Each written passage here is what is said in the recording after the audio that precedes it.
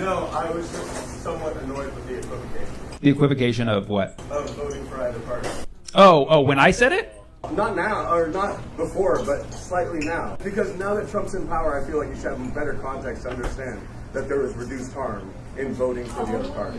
During a recent stand-up set, comedian Sammy Obeid, a must-follow in today's comedy scene, took on an audience member who tried to shame him for sticking to his principles while blaming him and voters like him for Trump's 2024 election win. What the audience member does not realize, or is too blinded by partisan loyalty to see, is that the harm reduction voting strategy only works if there's a legit motivation from those in power to break from the status quo and offer something tangible that benefits voters, instead of just sitting back and relying on being the marginally better of two evils. Listen to the man himself say as much. I also vote by, how I feel about an administration, and do I want to support people who I think are bad? I felt supporting Trump's administration was better. Here's the thing. I get where you're coming from. You like to see it as if you don't vote for this, you are voting for that binary, but that's not how I see it. I believe that democracy as an institution can only work if we actually have freedom of choice in who we vote for. And if the establishment doesn't listen to us, they'll never get it. We'll be locked into this two-party system for the rest of our existence. This is the crux of everything that's wrong with American politics today.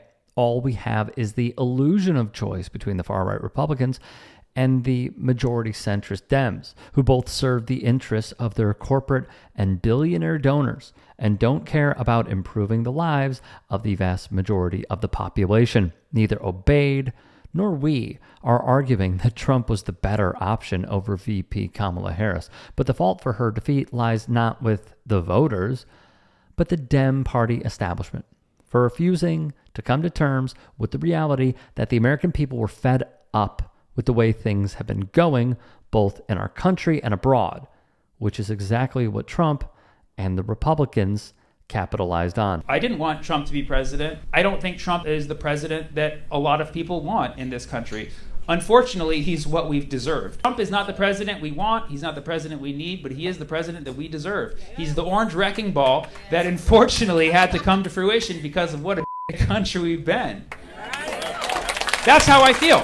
I could be wrong. Minutes later, another audience member would chime in on the harm reduction discourse and hammer home the point that the onus is on the candidate and party to explain to voters why they deserve their vote, not to campaign on being marginally better than the opposition. Hey guys, quick break in the action. I have a new show coming out called The Strom Show. It is going to be awesome. I'm interviewing musicians, athletes, producers, writers, journalists, authors, sports doctors. Go check it out at youtube.com/@TheRickStrom Show. Also be sure to throw me a follow on Instagram, Threads, Blue Sky. It can all be found in the description box below. Thank you. If you use harm reduction, the party that you're using that for, the Democratic Party, would take your vote for granted. So a lot of minorities have always voted for Democrats, but what have they really done for minorities? Because they know all they do is want to vote for the other side, so they think they got your vote locked in, so they don't have to look at your concerns and your needs. I very much agree with this point. If I had voted for the Democrats, it would have signaled to them like, yeah, we can basically get away with it.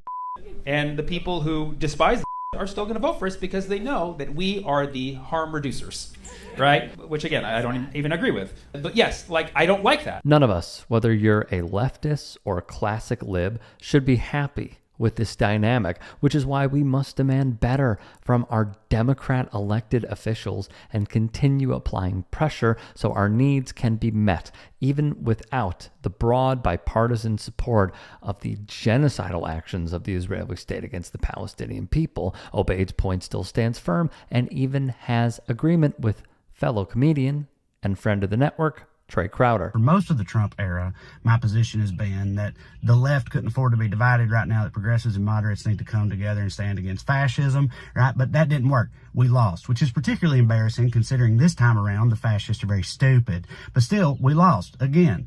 And so now it's time for the Democrats to do what every perennial loser eventually has to do, a top down, rebuild. All right, we keep a few key franchise players, AOC, Crockett, Walls. We let Bernie stay on as a senior offensive consultant.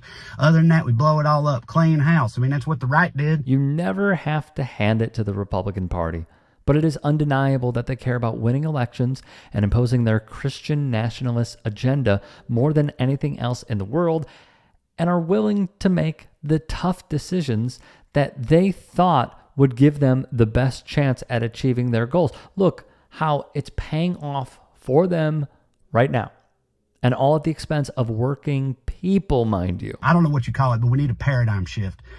All right, every old school banking, Israel-loving, stuffed shirt Democrat needs to be primaried into oblivion too damn sweet. Okay? They do. It's past time for it to happen, y'all, because we need to get some teachers and community organizers and union reps in there, people that'll fight for regular Americans and our kids in the future and for what's right, people who will fight. These are all things and people that the Dem Party should represent and be campaigning on. But again, the pro-corporate lapdog wing of the party would rather collude with fascists than take a backseat to new leadership. I'm tired of these people who think that they've been put there because they're better than everybody and know what's right and don't have to listen to what their own constituents think. I'm just tired of them not doing ever. Can you imagine just having a party that actually represented your values and worked to further them? Is that too much to ask, really? Is that beyond the realm of possibility to hope, to dream that one day we could perhaps have something like that on the American left? I'm just tired of it. Trust us, Trey, we are all tired of it too. And like he argued, there's no better time than now to reform the party and shape it to legitimately work for the interests of the American people. Otherwise, the rhetoric and actions from the Trump admin will only get more and more dangerous and dystopian. And it's not, and look, credit to all, there's plenty of other Democrats still in there that are doing a fine job and aren't down with this. I mean, the House, they held it together generally. Not a fan of Jeffries. It's just a lot of the old guard has got to go. We need to turn it over to some new blood, to some people that actually have the best interest of Americans at heart. And I don't think there's ever been a better time to do it than right now. Again, I've said before, the stakes are too high. It's too risky. We can't blow everything up. Well, I mean, we're kind of in a how much worse could it really get sort of situation right now. I mean, I know that that's famous last words, but if you're the Democratic Party, what are you going to do? Be even more of a minority? So the president has discussed this idea quite a few times publicly. He's also discussed it privately. You're referring to the president's idea for American citizens to potentially be deported. These would be heinous, violent criminals who have broken our nation's laws repeatedly. And these are violent, repeat offenders in American streets. The president has said, if it's legal, right? If there is a legal pathway to do that, he's not sure. We are not sure if there is. It's an idea that he has simply floated and has discussed very publicly as in the effort of transparency. If you can and are willing, please become a paid member here at TYT Sports. And or go to tyt.com/join. In addition, you can follow me on Twitter, Instagram, and TikTok. Appreciate it. Have a great day.